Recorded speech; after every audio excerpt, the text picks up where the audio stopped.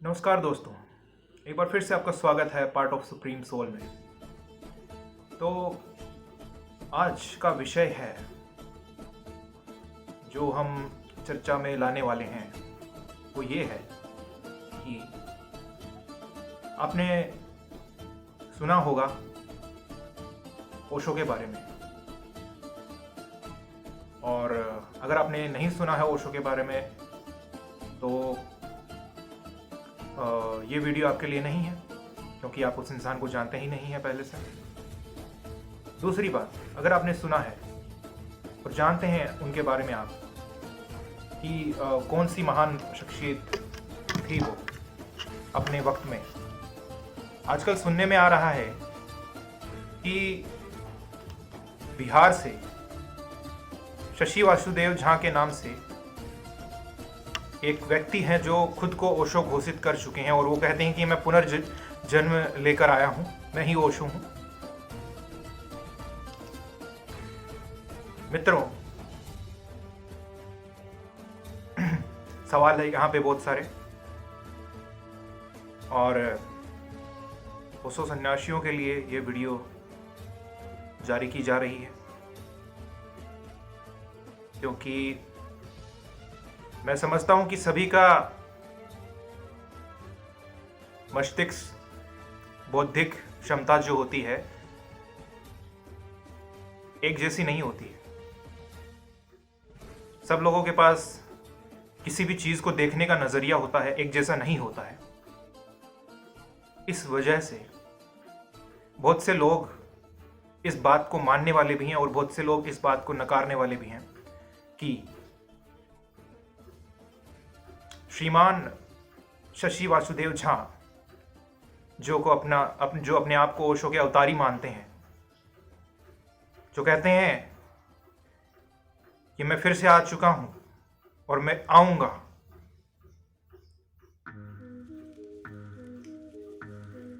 तो तुम मुझे कितना भी मिटाने की कोशिश करो, मैं आऊंगा। जब बिल्कुल वही बात उन्होंने कही है जो कृष्ण ने गीता में कही है, जब जब पृथ्वी पे पाप का घड़ा भरेगा तो कल की अवतार लेगा और कोई दूसरा अवतार आएगा, जो भी है। ये सब बातें उसी का रेफरेंस लेते हुए बताया है शशि वासुदेव झा ने। जितना तुम मेरी सल्तनत को मिटाने की कोशिश करोगे, जितना तुम मेरे आश्रमों को, जितना तुम मेरे सन्यासियों को भटकाने की कोशिश करोगे, जितना तुम ध्यान को गलत तरीके से रिप्रेजेंट करने की कोशिश करोगे, उतनी बार मैं जीवित हो के आऊंगा और ये सब मैं करूंगा कि मैं दोबारा से धर्म की स्थापना करूंगा। तो ये बात मानी भी जा सकती है कि ये चक्र जो है जीवन का ऐसे ही चलना है, धर्म और अधर्म, दिन और रात, अच्छाई बुराई, सफेद और काला, ये पहलू जो है प्रकृति ने जैसे बना रखे हैं वो वैसे ही चलने हैं। तो इनको मतलब कहने का यही है कि बुराई को नष्ट करने के लिए, लोगों को बुराई से दूर रखने के लिए इस समाज में अच्छे लोगों के भी जन्म जो है वो होते रहेंगे, इसमें कोई दुराया नहीं है ये कहने में भी। लेकिन अगर ये कहा जाए कि मैं, अर्थात मैं, समझिएगा मैं पे बात जा रही है, मैं, जहां आप कहते हो कि मैं हूं, ओशो ने कहा था खुद कि तुम अपने अस्तित्व को जाहिर करोगे ये कहकर कि मैं हूं, ये खुद तुम हो ही नहीं, ये शरीर तुम हो ही नहीं। जब ये मैं तुमसे अलग होगा, जहां मैं मिट जाएगा, उसके बाद तुम्हारा इस अस्तित्व में कोई काम ही नहीं। तुम परमात्मा से मिल चुके हो, तुम परमात्मा से जुड़ चुके हो। एक तरफ ऐसी शिक्षा देने वाले महान पुरुष जो मैं को त्याग चुके थे, वो मैं कहकर वापस बहुत बड़ी मूर्खता में नहीं फंसना चाहेंगे। पहला पॉइंट ये आता है आपके सामने। कहने का साफ साफ सीधा अर्थ मैं यही कहना चाहता हूं कि अगर तो आप ओशो हैं तो आपको ये कहने की और ऐलान करने की कोई जरूरत नहीं थी कि मैं हूं। धर्म की कोई इतनी बड़ी हानि नहीं हो रही है कि पूरी सृष्टि पे बुराई फैल चुकी है और अच्छाई का एक इंसान भी, मात्र एक कतरा भी किसी के अंदर नहीं है। कोई ऐसा वक्त भी नहीं आ गया है, और ऐसा वक्त आ भी गया होता तो कृष्ण ने महाभारत के समय अर्जुन के सामने अपना जो रूप रखा था, जो कि हम सब जानते हैं,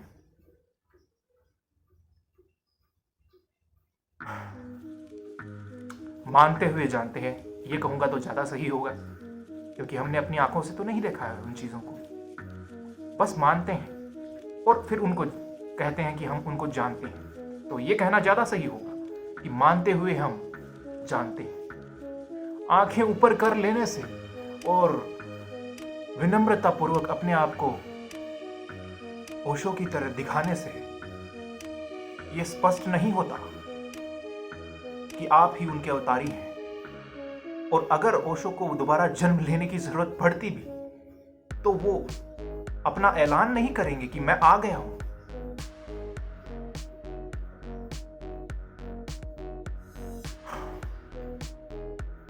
पहला पॉइंट यही है, इतनी बड़ी कोई धर्म की हानि नहीं हो रही थी कि कृष्ण ने अर्जुन को बताया महाभारत का युद्ध जो होना था उसको आगे अग्रसर करने के लिए,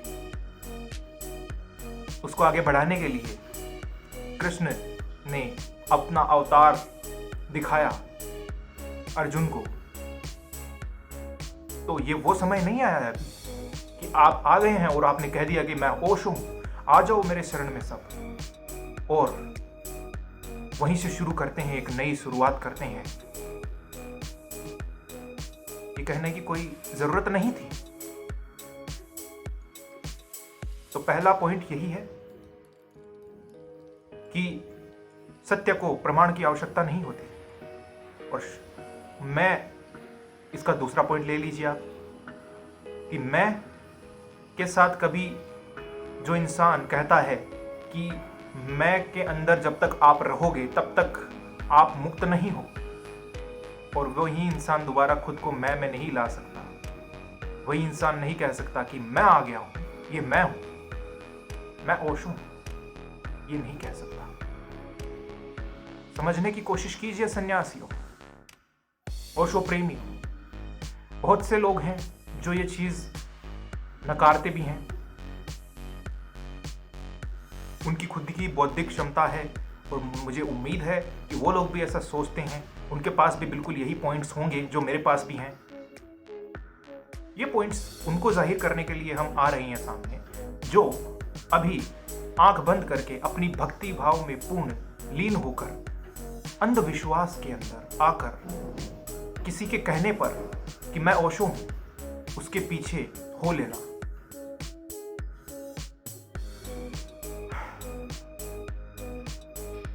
तो आपका सबसे पहला प्रश्न यही उठता है कि ओशो क्यों नहीं है वो इंसान। दो पॉइंट मैंने आपके सामने रखे। पहला, सत्य को प्रमाण की आवश्यकता नहीं है। वो इंसान अगर होते भी ओशो तो खामोशी से अपने अस्तित्व में जो अस्तित्व उनको, जो जन्म उनको मिला है, उसी जन्म के अंदर अपने कार्यों से लोगों को, अपने व्यवहार से लोगों को, अपनी वाणी से, अपनी बातों से लोगों को दिखाते कि मैं ओशो हूं। ढोंग रचने की कोई आवश्यकता नहीं थी कि मैं ओशो हूं, देखो मैं ओशो हूं, और उसी तरह से किताबें पढ़ता हूं, उसी तरह से लिखता हूं, उसी तरह से ज्ञान देता हूं लोगों को, उसी तरह से सबको गाइड करता हूं। यह सब दिखाने की कोई जरूरत नहीं थी, कोई आवश्यकता नहीं थी। क्यों दिखा रहे हो आप? इसीलिए कि आपकी फैन फॉलोइंग जल्दी से जल्दी बढ़ सके और आपकी जो भी कार्य प्रणाली है, आप एक इजी रास्ता ढूंढना चाह रहे हो। लगता है सब कुछ इतना आसान होगा। यही इंसान, अगर ये मैं कहता हूं, अगर यही इंसान गलत है तो ये अपने ही चक्र में फंसेगा, वक्त आने पे जरूर फंसेगा। और नहीं है तो मैं तो कहता हूं सत्य को प्रमाण की आवश्यकता नहीं है, ढोल बजाने की कोई जरूरत नहीं थी। अगर आप हो तो कार्य करो, अपने जिस कार्य के लिए परमात्मा ने भेजा है लगे रहो उसमें। फल की चिंता किसको है? क्यों चिंता करते हैं फल की आप कि मैं अपने प्रचार प्रसार को बढ़ाऊं, अपने YouTube चैनल पे, अपने Facebook पे एक नई शुरुआत करूं ओशो का नाम जोड़कर? उस महान शख्सियत की जगह लेने वाला पिछले 400 वर्षों में कोई नहीं था, और आप बात करते हैं कि मैं वो हूं।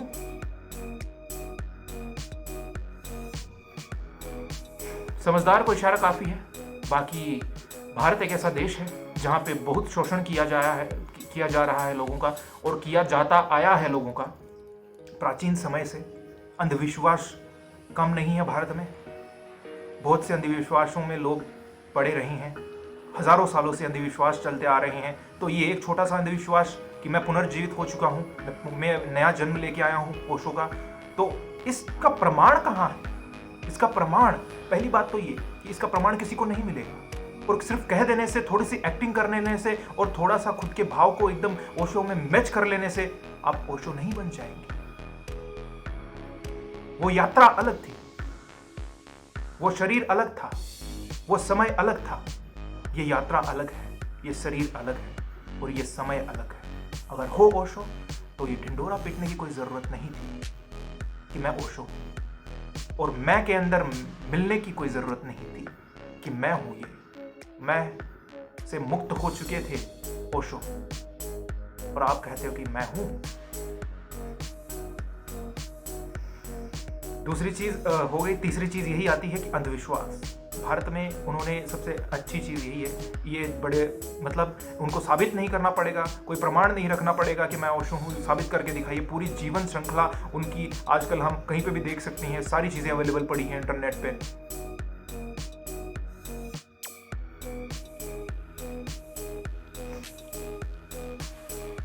सब कुछ अवेलेबल है। तो पूरी जीवनी पढ़ के इंसान चाहे तो कर सकता है कॉपी, असंभव कुछ भी नहीं है। ढोंग बड़े चल रहे हैं दुनिया में आजकल, तो ये इतना अच्छा सस्ता मार्ग नजर आता है। अंधविश्वास में ले लो लपेटे में सबको, मान जाएंगे लोग। सन्यासी तो पुराने हैं, ओशो प्रेमी हैं, इतने प्रेमी हैं कि मैं कह दूंगा, थोड़ी सी एक्टिंग हो जाएगी, थोड़ी सी आदतें उनकी तरह दिखा दूंगा, बन गया काम। लेकिन जागृत मनुष्य, जागृत आत्मा कभी इस छलावे में नहीं आएगी, ये याद रखिएगा। ये कम्यून, ये प्लान, ये जो भी आप रचने जा रहे हैं, ये सिर्फ अंधविश्वासियों का एक पूरा ग्रुप होगा जो बाद में पछताएंगे। और खैर अपना वक्त जाया कर रहे होंगे जो भी इस बात को मानने के लिए तैयार हो चुके हैं कि हाँ ओशो का जन्म हो चुका है। अरे मूर्ख इंसान हो, जो इंसान 400 साल से एक ऐसी कोख में जन्म लेने के लिए इंतजार कर रहा था, एक परफेक्ट टाइम का इंतजार कर रहा था, और क्या वो अपने 60 साल के जीवन में अपनी यात्रा पूरी नहीं कर पाया? जिसने सारे चीजें खोल कर रख दी सबके सामने, जिसको जहर दिया गया, लेकिन जिस जहर से 6 महीने में इंसान मर जाता, लेकिन उसकी चेतना शक्ति, उसकी मेडिटेशन पावर से वो 4 साल जी गया। क्या वो मुक्त नहीं हुआ है? अभी भी आपको यह संशय है, ये नहीं सोच सकते आपकी बौद्धिक क्षमता कहां गई? तो मित्रों, यही है मेरा जवाब कि भारत ऐसा देश है जहां पे सालों से अंधविश्वास के जरिए लोगों की भावनाओं के साथ खिलवाड़ किया गया है। कोई भी कुछ भी कह देता है, और ऐसी चीजें जो होती है धार्मिक लेवल से रिलेटेड है, जिनका प्रमाण करने का कोई जरिया होता ही नहीं है, जिनको प्रमाण का कोई आवश्यकता ही नहीं। भगवान होते हैं, हम मानते हैं, बस प्रमाण किसके पास है? वही चीज का सहारा लेके ये कहा जाता है ओशो थे, मैं उनका पुनर्जीवित जीवन लेके आया हूं, मैं पुनर्जीवित होके आया हूं। और फिर अंधविश्वास की वही कहानी शुरू, वही खेल शुरू।